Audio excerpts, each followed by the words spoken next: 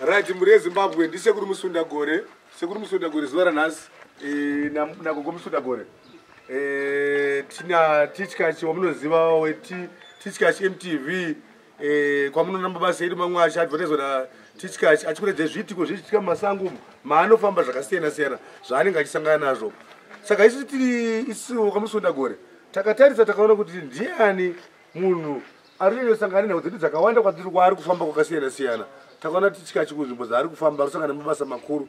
Takatarisa mudziyo wakati mudziyo wakaenda mbuya takati honai munhu nebasa rakabata mudziyo wakadzikira. Saka isi nagogo takagara pasi nambuya Musunda Gore tikati tiita sei kumuzukuru wedu.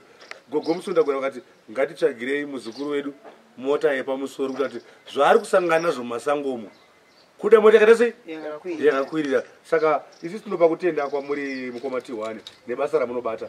Saka isi sinagogo Musunda Gore takupai motikari yenyu iyi yamuri kuonera apa pai.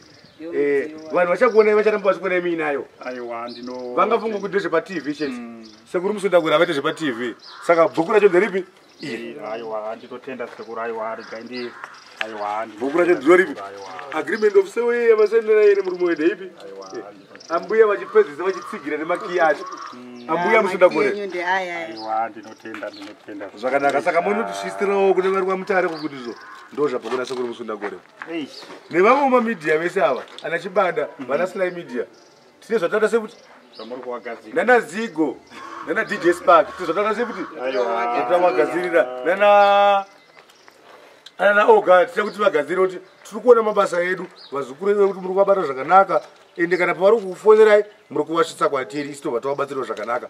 Saka isi tiri kukutendai tati zvomuwane mudziyo wokufambisa muenderere mberi nebasa. Aiwa ndinotenda sekuru gogo. Aiwa ndinotenda zvikuru. So muri yeZimbabwe regai nditore mukana wekutenda kuna sekuru Musunda Gore. Zvinhu zvinenge ndisingatarisiri zvinenge ndisina fungidziro yekuti ndozvo wachandiitirawo kwandiri. But hey, ndine mufaro wakanyanya. Ndinoti hangu kuna sekuru Musunda Gore Mwari ngaakukomborerei pamatapudza ipapo Mwari awedzere. Zvakare muwe nemwoyo wakadaro zvakanyanya. Kune vamwewo watinoshanda nawo. Aiwa thank you very much sekuru ndinokutendai mazvita. Aiwa ndinotenda sekuru. Aiwa Mwari ngakuchengetei. Aiwa ndinotenda gogo. Aiwa ndinotenda ndatenda. Aiwa munotisvitira kuti vari kumba. Aiwa ndatenda. Vagowane mufaro usingaperi. Chaita zvakapfuura ipo kana Mwari achinge atichengeta. Aiwa ndinotenda. Tinotenda.